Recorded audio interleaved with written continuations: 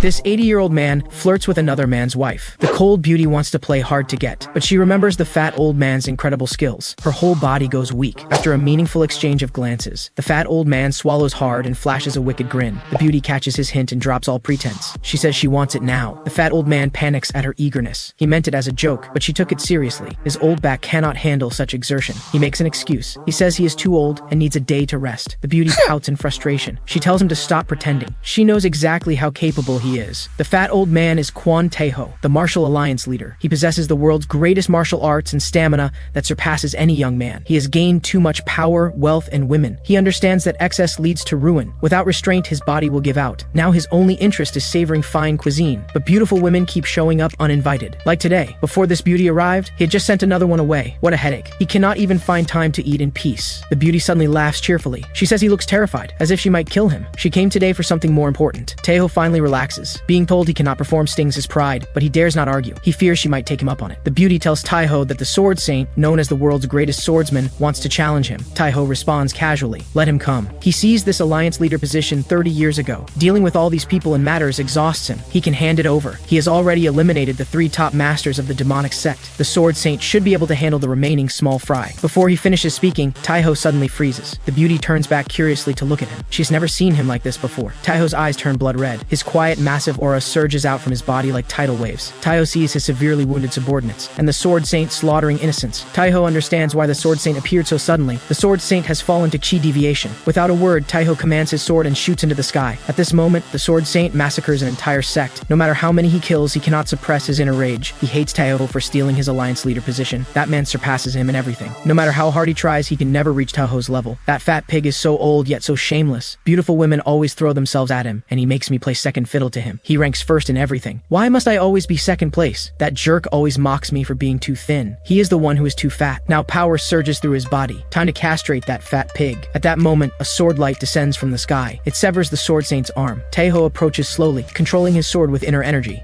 The sword saint never expected Taeho to hide his true strength. His current level is completely unfathomable. He has no chance to resist. The sword saint laughs maniacally. "You fat pig, I may not be your match, but in the darkness I saw visions of you losing everything and becoming fragile as a withered leaf." Taeho sighs with regret. "What a pity. You have fallen too deep into madness and slaughtered too many innocents. I cannot save you." He commands his sword and executes the sword saint. This is all Taeho can do in this matter. 6 months after killing the sword saint, Taeho opens his eyes wearily one day. He finds himself in an unfamiliar place. He rolls out of bed and nearly stumbles to the ground. He feels puzzled. Why is he gasping for breath after just a few steps? He glances up at the mirror. The reflection hits him like a thunderbolt. What the hell is going on? Who is this skinny person? He examines his body. No other soul resides within. This is not possession. Only one explanation remains. His soul has swapped with his person's. But who has the power to do this without his knowledge? Now his handsome fat body must be occupied by this person's soul. What are these bandages about? Where do these wounds come from? Worse still, this body is on the verge of starvation. While Taeho ponders these questions, hurried footsteps sound outside. A scholarly old man pushes open the door. Despite the old man's grim expression, Taeho recognizes him immediately. The visitor is Byung Xion, master of the Heavenly Grand Archive. The Heavenly Grand Archive ranks among the 3 great libraries of the Central Plains. The family produces geniuses generation after generation. Master Qian himself is a scholar of vast knowledge. Qian's appearance matches Taeho's memory exactly. This means the soul swap occurred recently. Qian beckons Taeho to sit and promises to fulfill his wish. From Qian's demeanor, Taeho deduces the old man thinks he is his grandson. After Taeho sits down, Qian hands him a pill. "This is deadly poison, swallow it." Taeho stares at the poison in shock. After a moment of thought, he clears his throat. "You want me to take poison?" Qian extends the pill further. "Correct. Swallow it quickly." Taeho struggles to stay calm. "I have a question. Who is the current martial alliance leader?" In truth, Taeho has far more than one question. He has countless questions, but no one to answer them. Qian roars in fury. "Have you not tormented me enough? I have given the poison as requested. Why bring up the martial alliance leader?" Taeho quickly backs away from Qian. The old man appears to endure tremendous anguish. He struggles with a decision that tears him apart. Then he suddenly lunges at Taeho. Taeho prepares to use his pressure point paralyzing technique, but this body is far too weak. He has no choice but to turn and run. Qian pins him to the ground instantly. He pries open Taeho's mouth and forces the pill inside. Then he clamps his hand over the mouth to prevent spitting it out. The poison rests on the tongue and slowly dissolves in saliva. Taeho summons all his strength and strikes Qian. When Qian loosens his grip, Taeho spits out the poison immediately, but the residual toxin makes his world spin. His body collapses to the floor, completely unresponsive. Qian mutters frantically behind him. "Is this not what you always wanted? Any method to end your life would do." Taeho wants to cry, but has no tears left. He is not the grandson. He is the martial alliance leader. Qian cannot bear to watch his grandson die. He prepares to leave the room. Taeho refuses to accept death. He pulls out his ultimate survival trick. Just before losing consciousness, consciousness, he trembles and speaks, "Grandfather, save me." Then he blacks out. As Martial Alliance leader, he knows when to swallow his pride. Cheon stands in shock. His grandson actually called for help. What is happening? He clings to a faint hope. What if his grandson does not want to die? Cheon throws back his head and bellows for the doctor. At the same time, Taiho's original body suddenly awakens. Seeing no one around, a twisted smile spreads across his face. He points the long sword at his own throat. Then he thrusts it in violently. He finally fulfills his wish and leaves this world. After the doctor's emergency treatment, the residual poison in Taiho's body is controlled. In truth, he regained consciousness long ago but pretends to remain unconscious. From the conversation between the doctor and Cheon, Taiho learns he was poisoned with blood fungus poison. This is an extremely potent toxin made from blood mushrooms. When roasted over fire, blood mushrooms become more toxic but also incredibly delicious. They are one of Taiho's favorite snacks. The more Taiho thinks about it, the angrier he becomes. He nearly died from a snack. Usually others beg him for mercy. This time he had to call someone else grandfather just to survive. Chan feels puzzled by the changes in his grandson. The boy seems like a stranger. Most baffling of all, the grandson actually called for help. The doctor provides an explanation. The toxin most likely affected his brain. The next morning, two visitors come to see Taiho. One wears white, the other black. The one in white barely calls out when. The one in black grabs him and shouts, "Shut up! The person in that bed is a beast. Call him that again and I will beat you." The two stay briefly and leave together. After a day of observation, Taiho gathers some information. This body belongs to Byum Hyun, eldest young master of the Heavenly Grand Archive, a man who desperately wants to die. The men in black and white are Hyun's younger cousins. Hyun's parents have passed away. His suicidal tendencies likely stem from their deaths, but Taiho finds no clues about how he entered this body. No one mentions it. He desperately wants to know who orchestrated all this. But first, he must fill his stomach. Taiho instinctively opens his eyes and sees a pair of large eyes right in front of him. They both startle. Taiho asks who she is. The girl learned from the doctor that the young master lost his memory from the poison. She introduces herself as his maidservant, Songhua. Taiho feels hungry and wants something to eat. Songhua assumes he wants to eat his fill before attempting suicide again. She pleads loudly. Can the young master not just live properly? He's driving everyone insane. Taiho insists he does not want to die. Songhua does not believe him. Taiho exhausts himself, promising he will not commit suicide. Only then does Songhua happily go to prepare food. After a period of rest and recovery, Taiho's body finally improves slightly. One night, Cheon and the doctor quietly come to check on Taiho. Looking at the sleeping grandson, Cheon casually mentions the Martial Alliance leader's suicide. He does not realize Taiho is only pretending to sleep and hears everything. Taiho seethes with rage, grinding his teeth. He suspected Hyun might commit suicide, but hearing the confirmation still devastates him. Taiho bolts upright and roars, "If I find out who is behind this, I will tear them to pieces." A sharp crack follows. He sat up too fast and nearly broke his neck. Then he actually faints on the bed. Cheon trembles as he asks, "He did not just say he wants to end his life, did he?" The doctor replies in confusion, "The young master said he wants to kill someone else." Both shed tears of joy simultaneously. Taiho learns his original body committed suicide. Devastated, he lies in bed laughing maniacally for days. All hope shattered, he must start from zero. He begins training Hyun's utterly useless body. The guards observe the young master's actions. When Cheon learns his grandson is exercising, he nearly jumps out of his seat. The guards report that the young master practices push-ups, jump squats, and horse stance for strength training. He even practices splits and stretching. At his age, this causes immense pain. Also, the young master now eats enormous amounts. Hearing his grandson's body improves daily, Cheon grows more worried. This happened before. Hyun pretended to become normal. Once everyone relaxed their guard, he attempted suicide again. Fortunately, they saved him before he died, but his eerie smile still haunts everyone. Hyun now appears 100 times more unsettling than before. The guards grow worried and hope the master will stop him from exercising. Cheon hesitates. His grandson once called for help and roared with determination to kill someone. These memories refuse to leave his mind.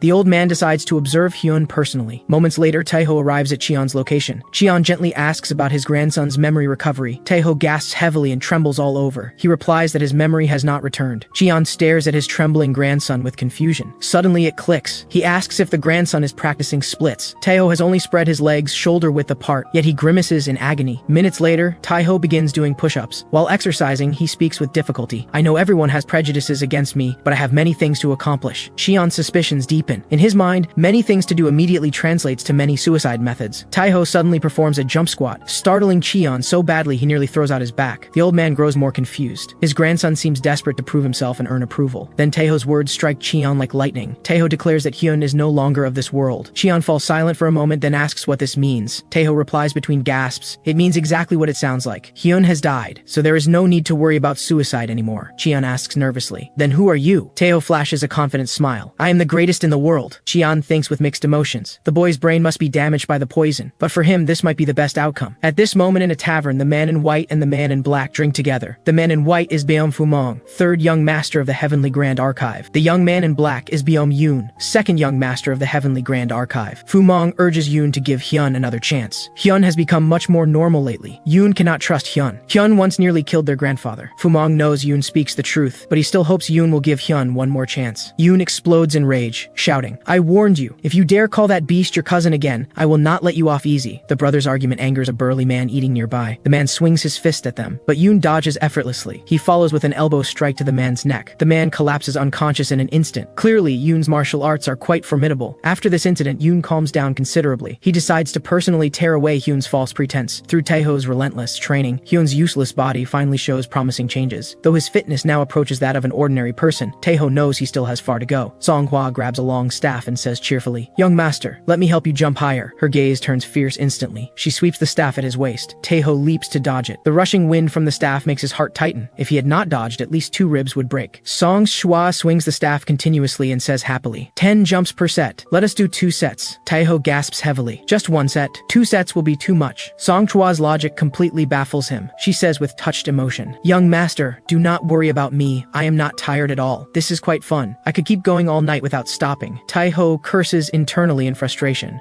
"Of course you are not tired. I cannot handle this." After finally completing 1 set, Taeho collapses on the ground exhausted. After a brief rest, he asks Songhwa to help him practice handstands. Moments later, he spots 2 people approaching from afar. Taeho quickly tells Songhwa to let him down. Soon Yoon arrives before them, drunk. He sneers. "Well, well, a man and woman alone in this quiet grove. Having fun, are we?" Songhwa whispers to Taeho. "Young master, do you remember? He is second young master Yoon." Taeho has always disliked his disrespectful attitude. Today he will teach him a lesson. Taeho suddenly shouts deliberately, "What? He is my younger cousin? Why is he drunk like some uneducated thug?" Songhwa jumps in fright. These words instantly enrage Yoon. He points at Taeho. "You useless trash, stop pretending to have amnesia. I see through your efforts. You just want to find a new way to kill yourself. Everyone hopes you will. Quietly and alone, hurry up and die." Yoon suddenly freezes. The expression on Taeho's face should not exist. Taeho says calmly, "Songhwa, bring me a wooden staff." Songhwa does not understand what he intends to do. Taeho repeats, "Hurry." Songhwa rushes to fetch the staff. Taeho swings the staff in his hand. The weight feels just right. Taeho feels confident. Through recent intense training, this body now approaches normal human condition. If he can display even 1/10,000th of his original ability, he can beat this guy senseless. Taeho beckons with his finger. "Come, let me teach you some manners." Hearing Taeho's words, Yoon erupts in fury. Thick inner power envelops his body like a black hole consuming everything. Wind whips through the grove. Songhwa tries to warn him, but Taeho orders her to stand back. Then he shouts toward the left side of the grove. The 4 guards must not interfere in this fight. Songhwa whispers beside him, "Young master, they are over there." Yoon snarls, "Enough pretending. If you can land a single hit on me, I will call you my elder from now on." Yoon charges forward with fists swinging. When Yoon enters the staff striking range, Taeho swings the staff down. Yoon dodges easily. Just as Yoon begins to laugh mockingly, the staff head reverses direction and the tail end sweeps in cunningly. It strikes Yoon's arm solidly. Yoon gets sent flying. The staff snaps in half, one piece spinning through the air. Yoon stands in shock. His protective inner energy dispersed completely. If not for his deep internal power, that strike would have crippled his arm. Taeho possesses no inner power now. He defeated Yoon with pure ordinary human strength. Taeho chuckles. "Sober now? Let me hear you call me Big Brother." Yoon clutches his arm and stands. "Calling you Big Brother is not difficult. After all, it is just a title. But gaining my true respect is absolutely impossible." Taeho waves the staff. "Seems you are still drunk." He strikes Yoon's wrist instantly. Yoon has no time to react. Taeho's staff rains down like a storm. Yoon cannot dodge a single strike. But what seems even more peculiar to the onlookers is that Yoon appears to deliberately throw himself onto the staff, as if cooperating with the young master's discipline. Hyun before him has undergone earth-shattering changes in such a short time. Yoon cannot comprehend this. He recalls Fumong's words. Fumong believes Hyun no longer wants to die and enjoys spending time with him recently. Yoon remains convinced Hyun is putting on an act. He once trusted and admired this elder cousin so deeply, but Hyun deceived him countless times. He will never trust him again. Yoon concentrates his inner power into his palm. Powerful air currents spiral rapidly around it like a drill. This is Yoon's ultimate technique, the spiral palm. He intends to eliminate this plague before him with one strike. He wants Hyun to vanish from this world completely. Just as the attack nearly reaches Taeho's body, a mocking smile blooms on Taeho's face. Seeing this expression, Yoon's heart sinks. A terrible premonition strikes him. Taeho's form glides sideways like flowing water, as if he predicted this moment and prepared accordingly. Taeho stands behind Yoon and speaks calmly. "Since you refuse to see reason, I will break something else." Yoon senses the staff wind from behind and quickly turns to see. Turning proves to be a terrible mistake. As a man, he presents his most vulnerable area directly toward the staff. He brought this upon himself. No one else to blame. A faint sound like an eggshell cracking rings out. Yoon feels his manhood has abandoned him. He crashes to the ground. The scene falls deathly silent. Yoon takes a staff strike to his groin. The pain makes his his entire body tremble as he curls up on the ground. Fumong rushes forward anxiously to check his injury, but Taiho scolds him. Fumong, stand back. This is far from over. These words scare Yoon out of his wits. The staff rains down. Yoon abandons protecting his groin and shields his head instead. He cannot afford to lose both his manhood and his mind. Taiho grows more excited with each strike. Songhwa sees things going too far and quickly intervenes. Yoon seizes this opportunity and drops to his knees before Taiho. He kowtows repeatedly. I was wrong. Please forgive me. Yoon finally sees reason. A man's pride means nothing compared to his life and his manhood. Taiho roars. Who do you think I am? How dare you act so arrogantly? Yoon freezes at the question. A wrong answer will bring unimaginable consequences. He suddenly recalls a recent scene. Grandfather summoned him to the study and warned him. Hyun acts strangely and claims to be the greatest in the world. The residual poison probably damaged his brain. Remembering this, Yoon shouts confidently, Big Brother is the greatest in the world. He feels incredibly clever. Taiho never expected such shamelessness. Even with all his worldly experience, he pauses for several seconds. Though Taiho knows this is flattery, he enjoys it. The two laugh face to face. One laughs genuinely, the other forces a smile. Then Taiho suddenly speaks. Get back down. We are not finished yet. Yoon thought he escaped. He stands confused. Did his flattery miss the mark? Taiho raises the staff. How many strikes do you want? Yoon obediently lies down. Is 5 okay? Taiho raises the staff. Then let us start with 7. Remember today's lesson well. Yoon's face darkens. Why ask me then? Taiho raises the staff high and swings with full force onto Yoon's back. He avoids attacking the lower body further. Actually castrating Yoon would anger Cheon. After the ordeal, Yoon returns to his room. His entire body aches. He curses Hyun internally for being too ruthless. To survive, he called Hyun Big Brother again. Mixed emotions flood him. He cannot remember how many years since he last called him that. As a child, Hyun was his favorite person. He always followed him around. Back then, Hyun was a renowned genius and the person Yoon respected most. So when the entire family fell into crisis because of Hyun's suicide attempts, Yoon felt more disappointed and angry than anyone. Yoon's feelings are understandable. The more you open your heart to someone, the more their betrayal hurts. Fumong suddenly appears at Yoon's bedroom door. Tears stream down his face as he speaks between sobs. Yoon, your noble sacrifice amazes me. You endured physical pain just to encourage Hyun. His staff swings look like a child playing, yet you threw yourself into the strikes. You even sacrificed your manhood. Yoon loses his composure. He grabs Fumong's shoulders. What did you say? Is that really how you see it? Seeing Fumong's expression, Yoon understands completely. To achieve such a feat means only one thing. The two are not on the same level at all. Yoon gulps. Could Hyun have truly recovered? Is the genius of the Heavenly Grand Archive finally ready to soar? Seeing Yoon's dazed expression, Fumong turns away with angry tears. Yoon, I will avenge your manhood. The next morning, Taiho practices push-ups, while Songhwa praises him nearby. Young master was so fierce last night, but Taiho feels unsatisfied with his performance. After reflection, he reaches a conclusion. His spirit does not harmonize well enough with Hyun's body. He has not achieved unity of essence, energy, and spirit. Essence is unique to men. Eating the right foods and tonics can replenish it quickly. Energy can be improved through cultivating inner power. Spirit poses the biggest challenge. Only by recovering Hyun's memories can his spirit merge with Hyun's, but he has no idea where to start. Songhwa expresses worry. Will third young master be angry? You beat his brother so badly yesterday. Taiho responds confidently. He will not. Fumong is a kind child who knows right from wrong. He has the clearest eyes of anyone I've met. Songhwa asks curiously. You rarely go out. When have you met so many people? Taiho quickly makes up an excuse. He read about it in books. Songhwa covers her mouth and giggles coyly. Young master, you are such a joker. How can you see such things in books? As the two laugh together, the door suddenly bursts open. Fumong storms in. Their laughter stops abruptly. Fumong points at Taiho and roars.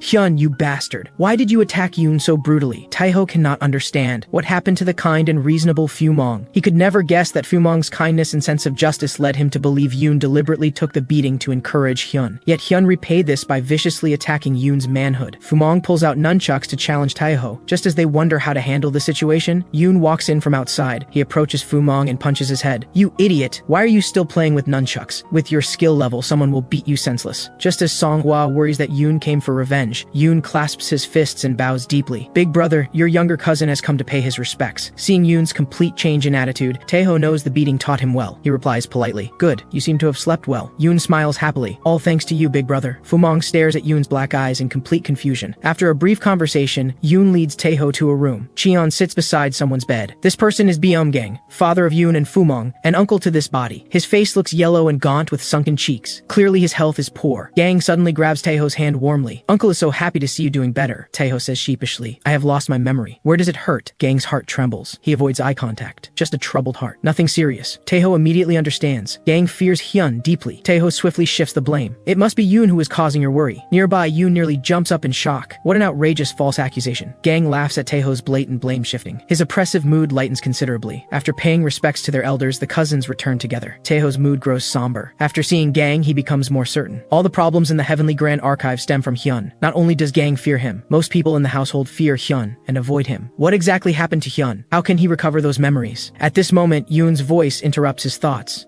Yoon worries that something is wrong with him. Taeho explains that his memories are a bit jumbled. Then he casually asks, "Do you know where I used to like going?" Yoon thinks back and says, "You used to love going to the study, but ever since your personality changed." He doesn't finish the sentence, but the meaning is clear. Taeho's eyes light up at this answer. He runs toward the study shouting, "Thanks!" But instead of making Yoon happy, this sends a chill down his spine. Yoon wants to slap himself for saying too much. At this moment, Cheon sits by his son's bedside, comforting him. Everyone is relieved that Hyun has finally become normal after losing his memory. They pray that his amnesia lasts forever. Suddenly, Yoon bursts in, shattering their tender moment. "Grandfather, father, this is bad." Hyun ran to the study to recover his memories. This news strikes them like a thunderbolt. Their happiness shatters in an instant. All three realize the same thing. If Hyun recovers his memories in that study, he will definitely try to kill himself again. Taeho excitedly enters Hyun's study. Seeing the massive collection of books organized by category completely blows his mind. This is just a private study? Standing amid this mountain of books, he feels overwhelmed. Where should he even start? Suddenly, a book sticking out from the shelf catches his eye. He pulls it out and flips through its pages. Several letters fall out from between the pages. These letters are all from someone named Ju Yohan. Taeho gives them a quick look but finds nothing unusual. He tucks them away to examine later. He slides the book back into its original spot on the shelf. Suddenly, an illusionary barrier materializes around him. Moments later, he finds himself in a frozen, snow-covered landscape. A little boy with frost-bitten red hands appears before him. Taeho recognizes him as young Hyun. Then a beautiful woman in a white coat appears. She is Hyun's mother. Hyun's most precious memories begin to unfold. From childhood, Hyun was sharp-minded and extraordinarily intelligent, hailed as the genius of Heavenly Grand Archive. His parents held an irreplaceable place in his heart. As a young child, he believed one thing with absolute certainty: a family must stay together. But fate is cruel. His mother fell gravely ill beyond any medicine's help. She passed away soon after. His father loved his wife deeply. In just 10 days, tormented by grief, each day felt like a year. He drained his own life essence and withered away to death. Cheon lost his beloved son. Outliving his own child, he wept day and night in anguish. When young, fragile Hyun heard the devastating news, his world shattered completely. The light in his eyes went dark in an instant. From that moment on, nothing in this world was worth living for. Only one belief remained in his heart: a family must be together. Though Yoon saved him at the critical moment, his heart had already died, beyond any salvation. At first, Taeho watched like a detached observer, but gradually Hyun's memories flooded into him like a tidal wave, merging with his soul. Taeho felt as if he had lived through all that joy and sorrow himself. Tears streamed down his face without him realizing it. Then urgent voices calling his name pulled him back to reality. Anxious faces surround him. His family is gathered around, checking on him. Taeho puts on a carefree smile and jokes around with everyone. Naive Fumong believes him completely. Yoon is half skeptical, but Cheon's face darkens because that smile is clearly forced. He asks with a trembling voice, "Child, are you really all right?" Taeho says calmly, "You're all worried that I've recovered my memories, aren't you?" He pauses briefly. Everyone listens tensely, waiting for what comes next. Taeho says confidently, "Don't worry, I won't fall into despair again." These words finally put their anxious hearts at ease. They all shed tears of relief. Taeho has lived through nearly a century of life's trials. After weathering every storm imaginable, how could a teenager's memories shake his spirit? From this moment on, he fully integrates Hyun's memories, filling the gap in his spirit and achieving unity of body, energy, and mind. The first morning after recovering Hyun's memories, Taeho feels refreshed and energized, ready to begin his training. With his body, energy, and mind unified, his energy center opens, allowing him to cultivate internal power. After recovering the memories, Taeho realizes Hyun had nothing to do with the soul swap. Yohan's letters contain many suspicious elements, but they're unrelated to the soul swap, so it must be the work of an external force, and not a simple one at that. With his current strength, he's probably no match for them. He must restore his peak power as quickly as possible. Luckily, he has walked this path before. With the help of some spiritual medicines, he should reach his former level within a few years. Luckily, Heavenly Grand Archive is perfect for his situation. Even in the martial world, it's known as an impenetrable fortress. The estate is so massive it occupies an entire mountain. Every area is protected by formations and mechanisms. Even a fly would struggle to get in. This ancient family has vast wealth. With Hyun's identity, he can obtain any spiritual medicine he needs. Taeho doesn't want to live as Hyun forever, because he is not Hyun. He is Taeho, the greatest martial artist in the world. Just as he focuses his mind to meditate, 4 people suddenly appear outside his window. They're secretly watching his every move. Cheon can't help but speak first. Why does Hyun look so healthy? His skin used to be rough and dull. Now it's smooth and radiant. Even better than a woman's. This should be a good sign, but why do I feel uneasy? Fumong whispers, "Grandfather, you're being too loud." Suddenly, Yoon sneezes loudly. The other 3 nearly jump out of their skin. They all glare at him furiously. Taeho sighs and opens the window. He greets his grandfather and uncle respectfully. Cheon asks nervously, Child, you haven't eaten or drunk anything, and you've been meditating for hours. Is something wrong? Taeho understands the hidden meaning. They're worried he's trying to starve himself to death. Taeho stretches to show his condition. Grandfather, I'm feeling much better, and I've recovered my memories. Cheon laughs happily. Really? That's wonderful. Then he suddenly remembers something. His laughter stops abruptly and his face turns pale. Taeho says cheerfully, I'm no different today than I was yesterday. Please don't worry. Tears of emotion well up in Cheon's eyes. A huge weight finally lifts from his heart. The four of them embrace and weep uncontrollably. Taeho stands there feeling awkward. In such an emotional moment, shouldn't he be crying along with them? In the end, he decides to watch quietly, not disturbing their moment of happiness. With Hyun's memories integrated, he can now see all the formations throughout the estate. He understands every single one with perfect clarity. After crying for a while, the four calm down. Taeho prepares to talk with Cheon first. Taeho says flatteringly, Grandfather, I need some spiritual medicines for my training, though Taeho is actually older than Cheon. Calling him grandfather feels more natural by the day. Cheon is delighted by his grandson's transformation. He promises to have them delivered soon. Cheon stays briefly, then leaves to select medicines from the family's secret vault. Taeho stops Yoon and Fumong before they leave. He has other tasks for them. He orders Yoon to investigate the archive's current status, including all businesses and personnel. Before Taeho finishes, Yoon says confidently, no need for all that trouble. When the head steward returns, we'll know everything. The head steward knows everything about our family affairs. He's handling external business and will be back in 10 days. Taeho knows of Guok Tao from Hyun's memories. Hyun trusted him completely, but everyone trusts this man completely, which is suspicious. No one can win everyone's approval. As second young master of Heavenly Grand Archive, Yoon knows nothing about the family's assets. As Yoon rambles on excitedly, Taeho says coldly, bend over. A maid instantly appears with a wooden stick. The sound of the stick striking and Yoon's helpless cries fill the room. Taeho swings the stick furiously. Who is the master of Heavenly Grand Archive? You or the head steward? All you do is drink. Have you forgotten who you are? Yoon finally submits to Taeho's stick discipline. Rubbing his backside, he obediently goes to investigate. Next is Fumong. Seeing Taeho approach, his hair stands on end. Taeho asks gently, tell me, how many formations are set up in our estate? Fumong is already dumbfounded after witnessing Yoon's beating. He roughly knew the number before, but now his mind goes blank. He stammers, unable to speak. Taeho holds the stick and says calmly, Fumong, bend over. Seems you've been too busy practicing with nunchucks. Fumong doesn't care about his dignity anymore. He falls to his knees and hugs Taeho's leg,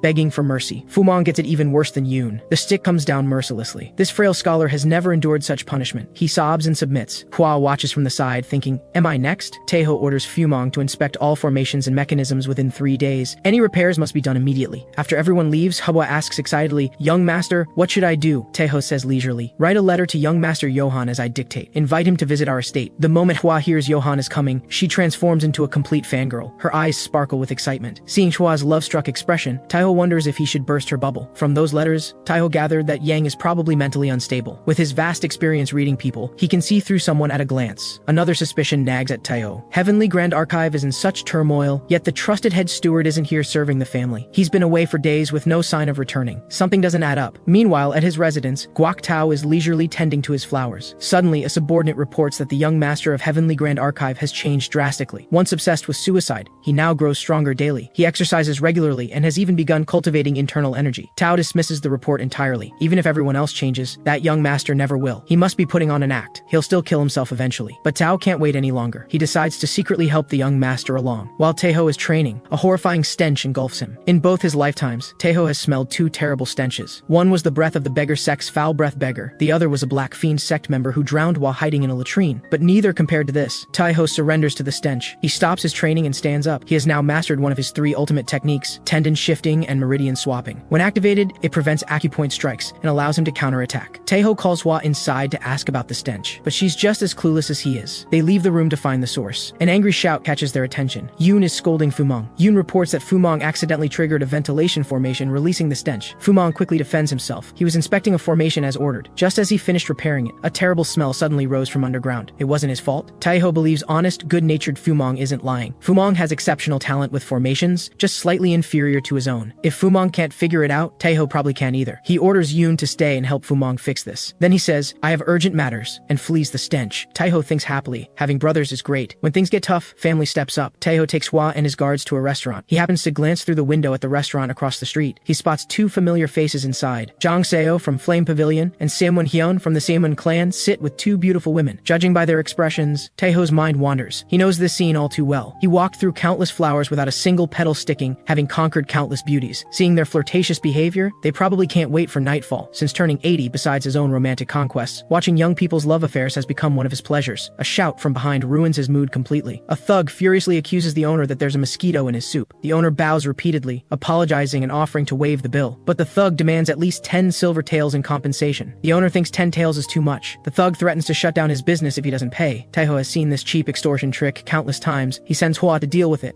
Hua offers the thug 10 silver taels to settle the matter, but the greedy thug now demands 30 taels. Hua says coldly, "Give you an inch and you take a mile. You have a death wish?" As a highly skilled guard, she doesn't take this petty thief seriously. In one swift motion, her right hand grips his throat while her left snaps his arm with a crack. She hurls him across the room, then delivers another kick. The thug flies out the window. Hua pays the owner for the broken furniture. When they step outside, several of the thug's accomplices are already waiting. The leader snarls, "Who hurt my brother?" Taiho immediately points at Hwa. "This lady right here." Hua can't believe the young master betrayed her so quickly. She desperately recites a calming mantra in her head. After a few breaths, Hua shouts, "Watch your mouths! Do you know who this is?" Taiho slowly shuffles behind another guard. The gang leader wastes no more words and commands his men to attack. Hua and the guards engage them head-on. The two groups clash right in the middle of the street. The four young people inside, busy bonding over drinks, are drawn to the commotion and peer out the window. After watching for a moment, both young men show shocked expressions. Standing on the street is someone they know, Byom Hyun, young master of Heavenly Grand Archive. Once the fight begins, Taiho observes both sides' strength. The situation reassures him. A's martial arts are formidable. She should handle these thugs easily. Just then, Seo and Hyun approach Taiho to greet him. Taiho returns the greeting. After brief pleasantries, they agree to chat at an inn. Seo asks casually, "Hyun, is it alright to leave your guards behind?" Taiho replies calmly, "No problem. This is their duty as guards." Seeing the young master abandon her, Hua feels her heart turn to ice. She gets caught off guard by a sneak attack. This formidable martial artist actually gets hit so hard that tears fly. The group dines and chats on the second floor while enjoying the fight below. The conversation naturally turns to Alliance leader Taiho's death. The circumstances were too suspicious. Taiho's martial arts had reached the absolute pinnacle. No one in the entire martial world could match him. Why would he kill himself? Seo openly expresses his admiration for Taiho, especially his magnificent physique. The real Taiho, sitting across from him, praises his excellent taste. Time slips away unnoticed. Taiho bids farewell and leaves. They promise to drink and watch fights together again. Taiho finds Hua after she finishes off the thugs. He asks about the stench at home. Hua is still sulking and doesn't want to talk to him, but she reveals the source is a hexagonal python. Hearing this, Taiho rushes home frantically and grabs Yoon, shouting, "Bring me the hexagonal python!" Though honestly, no one else would compete with him for this revolting thing. The hexagonal python's blood can boost internal power and provide immunity to toxins, but this thing reeks beyond imagination. Legend says anyone who drinks its blood can't tolerate the stench. They vomit continuously, suffering the horrible smell for ages while gaining nothing. The stench is what protects the blood's potency. To preserve its full effect, one must drink directly mouth to mouth from the snake. Only then can its power be fully absorbed. Everyone at home is now filled with utmost admiration for Taiho. To increase his power, he's doing something more painful than death itself. The doctor planned to stand by to assist, but he can't take it anymore and flees first. Shion is about to scold him for his lack of professional ethics, but then Yoon, Fumong, and Hua all turn and run. In moments, only Cheon remains. After draining the snake's blood, Taiho slowly exhales a breath of foul air. Cheon's body is still sturdy for his age, but this breath nearly sends him to the afterlife. Just as Taiho prepares to exhale again, Cheon turns and bolts. From a distance, his voice drifts back. "My dear grandson, actually we have other spiritual medicines." Taiho stands there dumbfounded. He curses internally, "You old rascal. Why didn't you say so earlier?" Taiho is deeply impressed by Hyun's vast knowledge. From Hyun's memories, he learns that the hexagonal python, forest vile grass, and poison worm are called the three abominations, the most foul-smelling substances in existence. Consuming all three together produces extraordinary transcendent effects. To restore his peak power as quickly as possible, Taiho will consume the other two abominations no matter what it takes. Taiho shouts, "Yoon, get in here!" Yoon trembles as he enters, standing as far from Taiho as possible. Taiho holds out the python's corpse. Yoon breaks out in goosebumps and stammers, "Hyun, what did I do wrong? Why are you torturing me like this?" Taiho barks, "Nonsense. I'm entrusting you because I believe in your capabilities. Sun-dry this python corpse for 4 days, then air-dry it in shade for 7 days. Finally cut it into portions for storage. This is valuable stuff. Don't lose it." Taiho rambles on about the python's benefits. The stench in the room grows thicker. Yoon feels like he's suffocating. He quickly bags the python. He can't stand being in this room any longer. Whatever his brother wants, fine. Just let him get out first. Suddenly Taiho adds, "Also bring me 5 days worth of fasting pills." Yoon asks curiously, "What do you need fasting pills for?" Taiho explains the importance of 5 days of secluded training. Yoon stares at the stench, now so thick it seems almost solid. He wants to slap himself for asking. Why did he have to be so nosy? He remembers an elder's constant warning, "The more you know, the faster you die." This must be what they meant. Before losing consciousness completely, Yoon grabs the python corpse and flees for his life. Hua's eyes glaze over. She's hallucinating. She sees the young master approach her and say, "Tell grandfather to find me forest vile grass and poison worm." As his words end, a wave of stench hits her face. Perhaps two extreme stenches cancel each other out, because the combined foulness jolts Hua back to consciousness. She activates her lightness technique and vanishes in a blink. From the distance comes a faint, "Yes, young master." The entire hall is now empty. Not even a cockroach in sight. Taiho feels a bit melancholic. Shouldn't family stay together? Everyone is so heartless. After drinking the the hexagonal python's blood, Taiho trains continuously for 5 days. He recovers 20% of his peak power. His vision improves significantly. His hearing sharpens considerably. He clearly hears Yoon and Fumong's conversation outside. It turns out that during his training, both brothers also took fasting pills for 5 days. Those pills taste terrible, but they accompanied him anyway. Taiho is touched. Taiho looks at himself in the mirror. His body is covered in filth, the impurities expelled from within. Most of them are now cleansed. Taiho wants to find someone to spar with and test his current abilities, but thinking of his family's reaction, he abandons the idea. He recalls a technique called bone contraction art, a type of bone shrinking skill. Taiho channels his internal energy. His arm cracks and pops as muscles and bones begin to reshape. Moments later, his arm shrinks to the size of a child's. The same technique means different things to different people. Everyone thinks bone contraction art is for squeezing through tight spaces, but Taiho figures, if it's a tight space, just punch it wider. Why shrink yourself? In Taiho's view, such an uncomfortable technique is best used on others. Once, a bone-breaking monk from the secret sect came to show off in front of Taiho. This man had mastered bone contraction art to the extreme. He could transform himself into a puff of white smoke. He smugly believed no prison could ever hold him. Taiho asked curiously, why worry about being imprisoned? Why not just kill everyone before they can lock you up? This revelation struck the old monk like a bolt of lightning. His life's work, dismissed as worthless by Taiho's simple logic. The old monk instantly felt he had wasted his entire life on nothing. Just then, Hua brings Taiho fresh clothes. She mentions the guard captain has called all guards to a meeting, so she needs to leave briefly. Taiho tells her to go without worry. When all the guards assemble at the training grounds, the captain begins his speech. The main point, stay vigilant against enemies who might sabotage Heavenly Grand Archive. A guard approaches and whispers something to the captain. The captain tells everyone the young master needs him. He orders them to wait for his return. Hua finds this suspicious. If the young master needed something, he would have called for her. The guard captain leaves alone. He soon arrives at Taiho's room. Taiho didn't summon him. He's curious why the captain suddenly appears. The captain smiles obsequiously. I'm here to actively assist the young master. He places an object on the table. It's a dagger. The captain says sinisterly, young master, don't you desperately want to leave this world? Several days ago, head steward Tao received reports about the young master. He immediately gave orders to the guard captain. Help the young master end his own life. If the young master resists,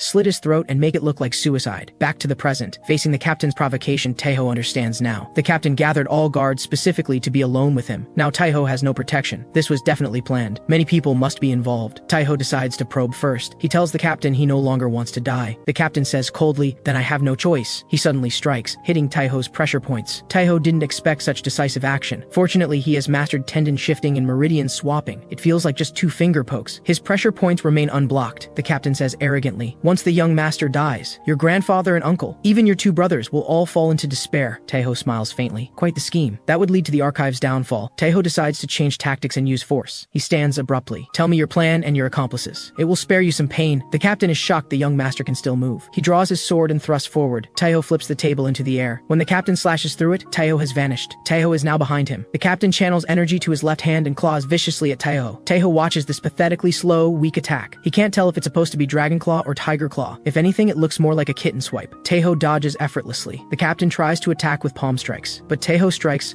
multiple pressure points on him. These are the pressure points for bone contraction art. The captain has never heard of this secret technique. He can't understand why the young master is poking these seemingly useless points. Taiho smirks contemptuously but offers no explanation. He waves his hand dismissively. Enough talk. Time for you to shrink in agony. Suddenly, the captain's world spins violently. His head jerks uncontrollably to one side. Blood gushes from his mouth. Grotesque cracking sounds erupt throughout his body. Bones, meridians, and muscles twist and contract. Agonized screams tear from his throat. Finally, he becomes a quivering mass of flesh on the floor, twitching uncontrollably. Taiho looks at him like he's already dead. He asks ruthlessly, now answer my question. Tell me your plan and your accomplices. Gone is any trace of the frail scholar. This is a hardened veteran of the martial world. Just as Taiho prepares to interrogate the captain, he suddenly senses 2 presences approaching. It's Yoon and Fumong coming to find him. The 2 arrive at the room's entrance and are shocked by what they see inside. They ask Taiho what this ball of flesh is, and he tells them it's guard Captain Gyuin. Fumong, being well-read and studying formation manuals alongside his nunchuck practice, immediately recognizes this as a stroke and says they need to take him to a physician. Taiho didn't expect Fumong to be this clever. He tells him to stay calm and continues his unfinished interrogation. Gyuin spills everything about head steward Tao's plans and everyone involved. This includes the traders within the guard unit, as well as the administrative staff and accountants. After learning the whole story, Yoon curses the head steward for being heartless and ungrateful. Taiho scolds them both, saying he may have lost his mind back then, but what were they doing to let the Heavenly Grand Archive fall to such a state? The calculating Yoon keeps his mouth shut, frankly because he's afraid of getting beaten, but the simple and straightforward Fu Mong blurts out that they also lost their minds back then. Only then does Taiho remember that the culprit was this very body he now inhabits. Taiho orders Fu Mong to activate the outer wall formation to seal the archive and asks which of these traitors has a weakness. Yoon remembers someone named Jong Muguk, who deeply cares about his family. The guards are still waiting for their captain at the training grounds. Suddenly, an object falls from the sky and crashes to the ground. All the guards stare in confusion at the ball of flesh on the ground. The flesh ball suddenly cries out for help in a very familiar voice. It's the guard captain's. Hwa's first thought is that young Master Hyun must be in grave danger, because if the highly skilled captain ended up like this, then the young master is surely doomed. Her heart aches with regret for leaving the young master's side, when suddenly Yoon's furious roar comes from behind. Guard Captain Gyu-in tried to harm Hyun, but ended up having a stroke himself. Seeing young Master Hyun safe and sound, tears well up in Hwa's eyes as she rushes toward Taeho, while some guards beside her look terrified. Within moments of Taeho's appearance, the traitors among the guards are captured alive. Without their ringleader, they crumble like loose sand and surrender without resistance. With the guard issue resolved, Taeho goes to the accounts office to check the books. He's shocked to discover that head steward Tao has already transferred half of the archive's wealth. At this moment, Yoon brings Jong Muguk in. Taeho says calmly that he's heard Muguk has a beautiful wife and a lovely daughter. Terrified, Muguk falls to his knees, begging for mercy, pleading for Taeho to spare his family while offering to take his own life on the spot. Taeho tells him to relax because he's not someone who kills innocents indiscriminately. But looking at Taeho's expression, Muguk grew even more fearful. The young master had reduced the guard captain to a state barely human, yet he remained perfectly composed. He was even more cunning and devious than seasoned martial world veterans. Taeho orders Muguk to bring the head steward here. For his family's safety, Muguk willingly agrees. That evening, Muguk goes to head steward Tao and reports that young Master Hyun has committed suicide. Upon hearing the news, Tao weeps bitterly, heartbroken beyond measure. But with tears still on his face, he can't help bursting into delighted laughter. Suddenly, he asks suspiciously why Muguk is reporting instead of Ju-in. Muguk has already prepared his story. He says obsequiously that the captain is tied up handling the aftermath, and that he himself wishes to serve the master faithfully. Making the master happy is his greatest honor. Tao understands. Muguk wants to curry favor and get rewarded. As a cunning person himself, this reason strikes a chord with Tao. Stepping on others to climb up is the way of the world. Without further hesitation, Tao follows Muguk to the Heavenly Grand Archive to inspect. Who would have guessed that? The one opening the door is an overjoyed young Master Hyun. Tao is completely dumbfounded, while Muguk quietly backs away. Tao is easily captured and quickly beaten into a pulp. When Xian learns of this, he comes to mediate, feeling that violence is too crude and hoping his grandson will win people over with virtue. Taeho firmly says that grandfather should go back. Tao tried to kill him, so this treatment is already merciful. Xian thinks it over and realizes his grandson has a point. He has to let it go and leave. Xian hasn't even left the room when Chwa excitedly asks if the young master wants to beat him up again. Remembering this irritates Taeho, and he roars at Chwa, asking why she's holding that big stick. Should have hidden it when grandfather arrived. Now he definitely thinks Taeho ordered the beating, but Tao was already like this when he got here. After calming down a bit, Taeho says forget it. He did order the interrogation after all. Turns out during the brief time Taeho was in the bathroom with an upset stomach, Hwa beat Tao to a pulp because she hated him for trying to harm young Master Hyun. Taeho then says calmly to Tao, "This one asks you." But before he finishes, the guards nearby hear the words "this one," and their eyes all snap toward him in unison. Seeing everyone's reaction, Taeho realizes he misspoke. He quickly corrects himself, saying this young master believes someone powerful must be backing him. Confess truthfully, now. Tao is smart enough to know that to survive, he must prove his worth. His accomplices won't rescue him now. They'll try to silence him instead, so he confesses everything. There's an organization called the Black Group operating behind the scenes. The Black Group was secretly formed by the Seamun clan and Azure Moon sect. Their plan is for the Black Group to destroy the Heavenly Grand Archive, then have the Seamun clan and Azure Moon sect step in to eliminate the Black Group, allowing them to openly absorb the archive. The Black Group has been pulling strings behind the scenes, including providing poison and sabotaging formations. Tao has a token from the Black Group that the Seamun clan secretly gave him. After obtaining this information, Taeho first orders Hachua and Muguk to search Tao's home for the token. Then he gathers most of the guards at the training grounds. These are the ones who didn't betray them during this incident. They remained steadfastly loyal to the Heavenly Grand Archive during its time of crisis. Taeho tells them to leave the estate and spread a message in crowded areas outside. The message is a rumor that the Seamun clan and Azure Moon sect formed the Black Group to swallow up the Heavenly Grand Archive. Everyone accepts their orders and quickly departs. At this moment, Hwa and Muguk return. Without a word, Muguk drops to his knees and kowtows. He begs young Master Hyun to spare his family. Because they arrived too late, someone had already beaten them to Tao's house, and the Black Group token is nowhere to be found. But Taeho says unhurriedly that the token doesn't matter. Even if they got it, the other side would deny everything. This situation actually proves Tao wasn't lying. Taeho holds all the cards. He just needs to wait for the rumors to spread. With deliberate spreading, a rumor begins circulating in nearby towns. The Seamun clan and Azure Moon sect are using schemes to overthrow the Heavenly Grand Archive. The rumor quickly becomes the talk of the town. A young beggar quietly observes everything from an unnoticed corner. Soon after, he arrives at another corner of town and meets two other beggars. The three are Marshall brothers. The young beggar excitedly tells his senior brothers he's discovered something interesting. He followed them and discovered discover that the people spreading the rumors eventually enter the mountains where the Heavenly Grand Archive is located. The two, bored out of their minds, immediately perk up with interest. All three realize this is the archive's self-preservation tactic. After all, the place is full of bookworms who aren't great at fighting. At this moment, one beggar sticks a booger he picked on his forehead. It looks just like the mole on Chion's forehead. Then he mimics Chion's gesture, clasping his hands and saying, Seomun clan and Azure Moon sect better not act rashly, or you'll be the first suspects if anything happens to the Heavenly Grand Archive. The other two burst out laughing. After their laughter dies down, they all end up supporting the archive's approach. At this very moment, Fumong reviews the items transferred and lost by the head steward, feeling deeply troubled. Those are priceless treasures, most likely now in the hands of the Seomun clan and Azure Moon sect. Everyone covets such valuable things. Yoon and Fumong both angrily denounce these two factions as shameless and vow not to let them get away with it. Taiho says calmly, all right then, tell me how you plan to deal with them. When it comes to the crucial part, the brothers get worried. Their martial arts are far inferior to those martial world experts. Taiho can tell these two brothers have passion but lack real martial world experience. Those two factions are filled with masters. Fighting is definitely not an option. At this moment, Yoon suddenly slaps his thigh hard. Both Taiho and Fumong think he's had a brilliant idea and look at him expectantly, admiring Yoon's cleverness. Yoon says sheepishly, no, my knee was just itchy,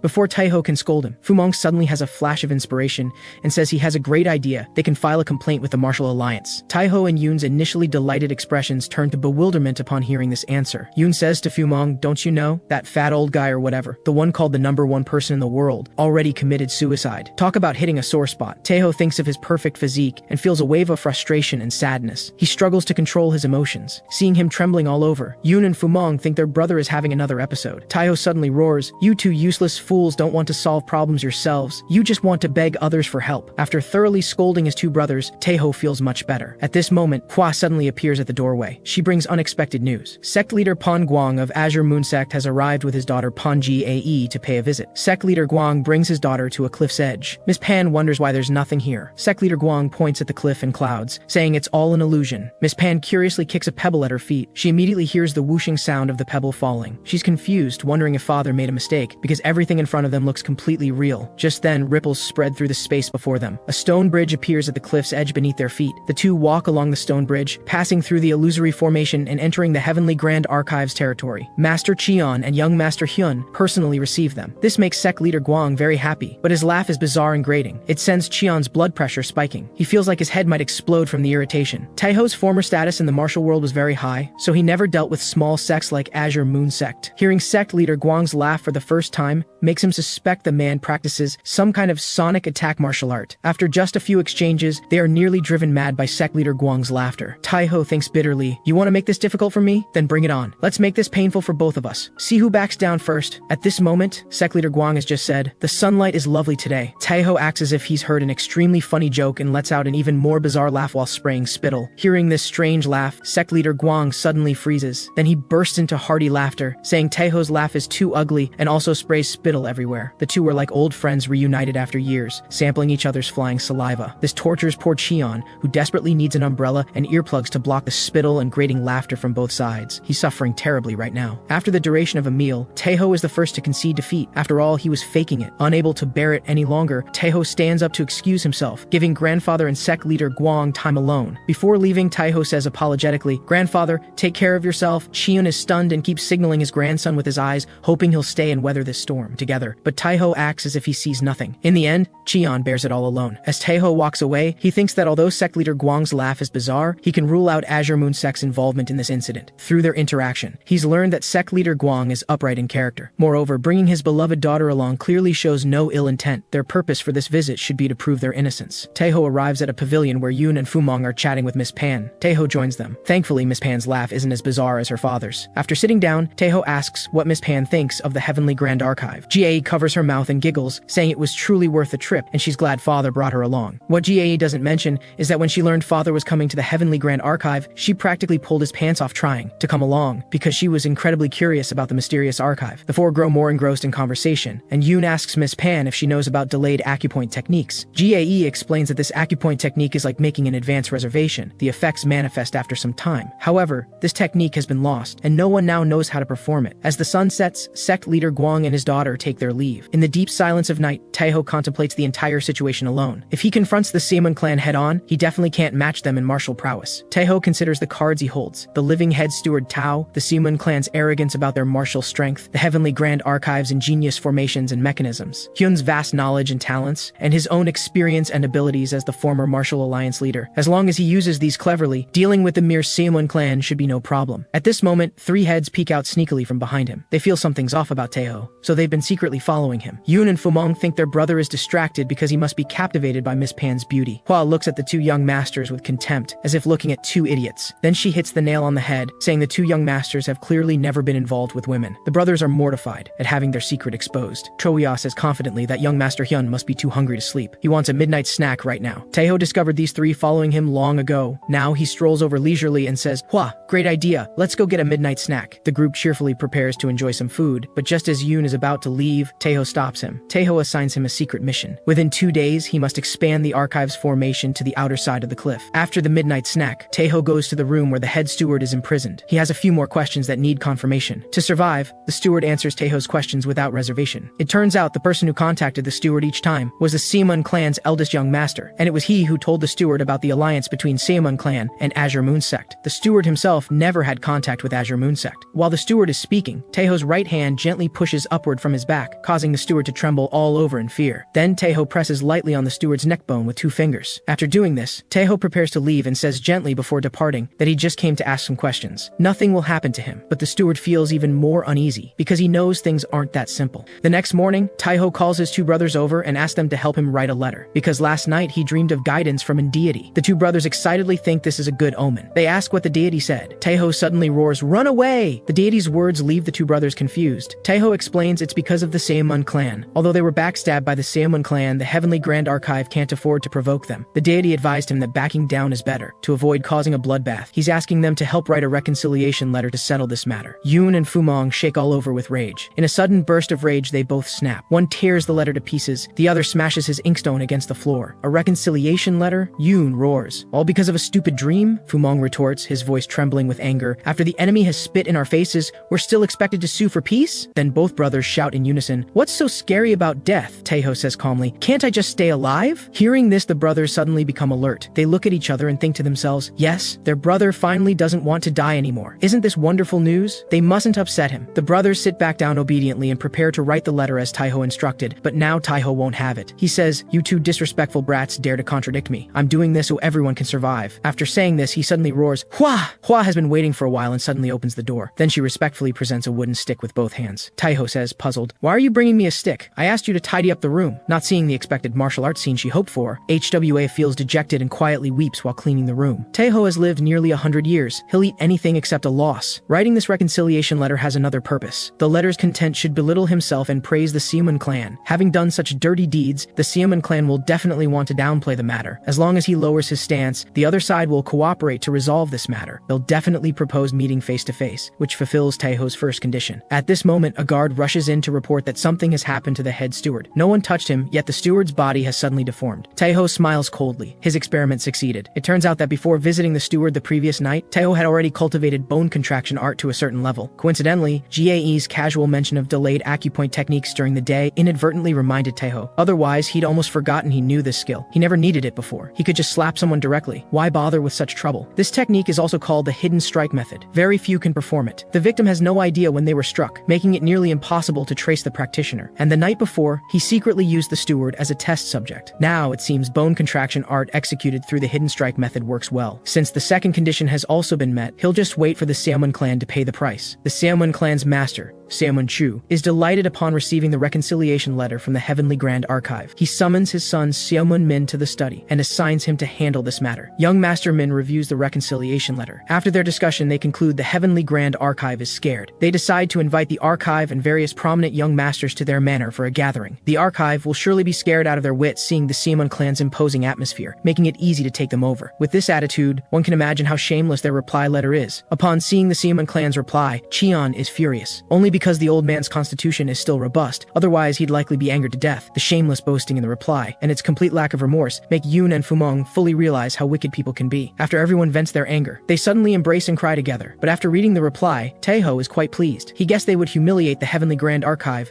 but didn't expect the Seomun clan to invite various prominent young masters. This way, using the hidden strike method to execute bone contraction art will be even more covert. With so many people gathered together, it'll be impossible to trace the culprit. At this moment, Cheon suddenly asks, "Child, child? Don't you feel grief and anger seeing that reply? Taeho really wants to answer that he's very happy, but he can't tell the truth. Seeing his family so grief-stricken, Taeho decides to play along. He suddenly stands up and roars that reply from those bastards makes his blood boil. He can't stand it and needs to go for a walk. Then he storms out huffily, leaving his genuinely distressed family members in the room. The 4 family members are moved to tears again by Taeho. They all believe he's maintaining his dignity as the eldest son, desperately enduring his grief and anger while not wanting his family to see. Taeho brings Hwa to the street looking forward to a feast. He suddenly asks Hwa if she wants dongpo pork or deep-fried prawns. Hwa, practically drooling, decisively answers she wants deep-fried prawns. Taeho cheerfully says, then they'll eat dongpo pork. Judging by Hwa's expression now, the words in her mind are probably not pleasant. As the food is served and Taeho and Hwa are about to eat, a foul stench suddenly wafts through the street. Passers-by are overwhelmed by the smell but can't find its source. It turns out 2 beggar sect disciples are using shadow concealment technique to hide themselves while observing Taeho and Hwa. They haven't bathed since birth. One can imagine how strong their odor is. The 2 are curious about the archive's next moves because a bunch of bookworms going head-to-head with a martial clan is suicide. They firmly believe the archive must have a backup plan. At this moment, one beggar points upward and says, "Senior brother, why do I feel like he can see me?" Taeho is looking in their direction with a smile on his face. Hwa sees young Master Hyun stop eating and suddenly grin mischievously at the outside. She curiously looks in the direction he's staring, but there's nothing there, just empty space. After the 2 finish their meal, Taeho tells Hwa to buy a jar of good wine to bring along. As they walk back with the wine, they're suddenly blocked by these 2 beggars. After blocking their path, the 2 beggar sect disciples directly ask Taeho why he smiled at them but left without saying a word. What does it mean? Hwa explains they've never met before. The 2 beggars feel it's pointless explaining to Hwa because she can't see through their shadow concealment technique at all. They address Taeho directly, saying, "Young Master Byum, you tell us." Hwa and the guards all look at the young master in disbelief. The lead beggar is confident in his judgment and doesn't give Taeho a chance to deny it. Taeho says politely that he just didn't expect to encounter 2 beggar sect masters by chance, so he wanted to remember their faces. The 2 beggars are shocked. They didn't expect him to really see through their shadow concealment technique. Turns out they were just guessing. The lead beggar somehow senses a faint, elusive familiarity from Taeho. He asks puzzledly if they've met before. Taeho chuckles to himself. They have indeed met before. Beggar sect leader Ryan brought him to meet Taeho. His name is June, Ryan's eldest disciple. And this young man, with the courage of a newborn calf, showed no fear before the martial alliance leader. Seeing Taeho's perfect, plump physique, he brazenly challenged Taeho to a running race. As a result, Ryan beat him into a pulp on the spot. Taeho has always remembered this amusing incident. Though this young man looks ordinary, his martial arts are formidable, and he has significant influence in the beggar sect. He's likely to become the next leader. If Taeho can befriend Yoongae, it will definitely benefit the Heavenly Grand Archive. Taeho replies with a smile, "Why must we have met before to be friends? Just visit often from now on. Please accept this jar of wine as a token of my respect. It's possible that the Heavenly Grand Archive will soon require your assistance. I will be in touch if that comes to pass." June cheerfully accepts the wine jar, saying, "Ah,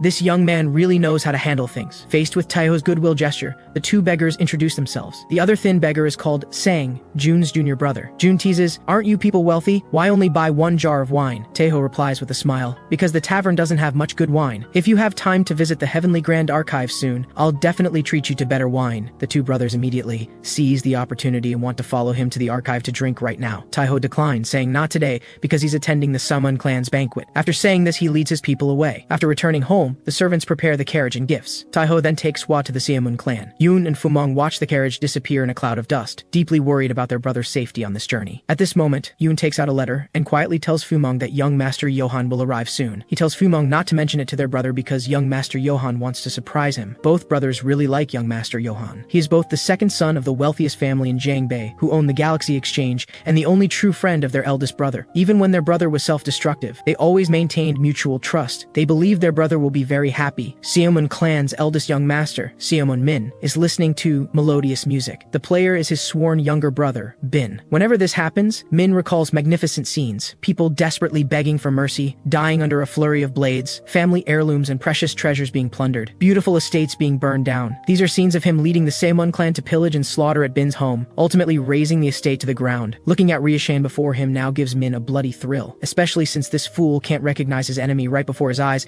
and even calls his enemy Big Brother. This reinforces Min's belief that without power, one can only be at the mercy of others. The weak scholars of the Heavenly Grand Archive are the same. Even if they know the truth, they can only obediently come apologize. At this moment, a maid reports that his guests have arrived. Min acknowledges that he knows. As he stands to leave, he instructs Bin to play a beautiful piece for the guests shortly. Riachin bows with cupped fists and agrees. Min is satisfied with Bin's obedience. Upon arriving at the Seamun estate, as soon as Taeho steps off the carriage, he's warmly greeted by other young masters from prominent families. 3 of them have good relationships with Taeho. They once drank and talked together at a tavern. The other three are meeting Taiho for the first time. After exchanging pleasantries, Taiho learns the tall one is Suk from the Continental Exchange, and the shortest one with dark skin is Tai from the Iron Gold Association. The one with a cold, contemptuous expression is Jin from Ogu Gate. The portly Suk is quite affable and straightforward in character. He speaks his mind. The Continental Exchange is discussing marriage arrangements with the Simun clan. Taiho had originally put him on his blacklist, but now reduces his guards somewhat. The cold Jin doesn't give him any pleasant looks. His words are caustic and biting, mocking Taiho to the extreme. Gae resolutely steps forward to criticize Jin for being so rude, but Jin doesn't think he's done anything wrong. Taiho has figured it out. Ogu Gate is just the Simun clan's lapdog. He tells Gae not to be angry. Then he says contemptuously, on such a joyful occasion, why stoop to their level? If a dog bites me, must I bite back? This amuses Gae. She didn't expect young Master Hyun to be so humorous. This time it's Jin accusing Taiho of having no manners. The others laugh and praise how well-spoken scholars are. Jin is left on the sidelines, making him look even more like a clown. At this moment, Min approaches everyone and invites them into the hall for conversation. The young masters from prominent families enter the building one after another. When only Taiho remains, Min looks at him like a prized piece of meat and says with satisfaction, "Welcome, young master of the Heavenly Grand Archive." Taiho cups his fists and smiles. "Thank you for the invitation, young master of the Simun clan." The two, each with hidden agendas, exchange smiles.